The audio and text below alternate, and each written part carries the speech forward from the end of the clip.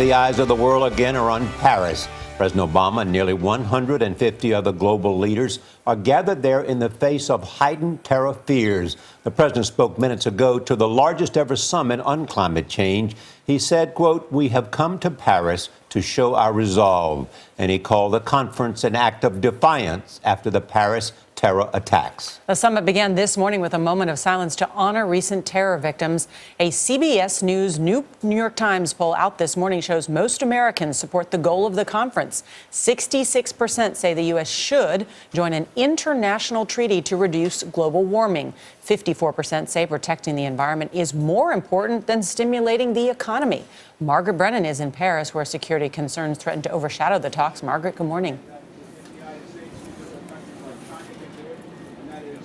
Good morning. 147 world leaders are gathered here in Paris for a long-planned climate change conference. It poses the biggest security challenge since those terror attacks hit this city 2 weeks ago.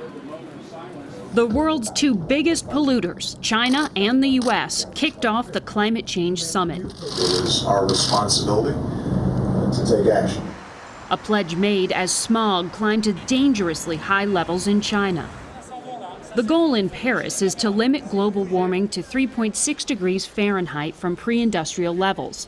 But the terror threat is diverting attention. The president's first stop on French soil was to pay his respects last night at the Bataclan Theater, site of the worst of the Paris attacks. France remains on high alert. A 120,000-strong security force is stationed across the country. Riot police have been deployed in unprecedented numbers. On Sunday, 174 protesters were arrested for defying the government ban on demonstrations. Former diplomatic security agent Bruce Tully has spent 40 years protecting dignitaries around the world. I think this is one of the highest risk environments I've seen professionally in my career. There's so much threat analysis out there, not just from ISIS, copycats, but also because of the protesters for the conference itself.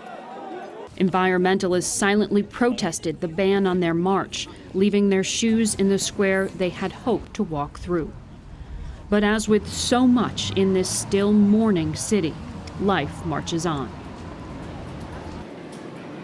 Here in Paris, President Obama also discussed the fight against ISIS with the presidents of France and China. And White House officials say he'll likely have a chance for what's sure to be another difficult chat with Russia's Vladimir Putin about his role in the battle against ISIS.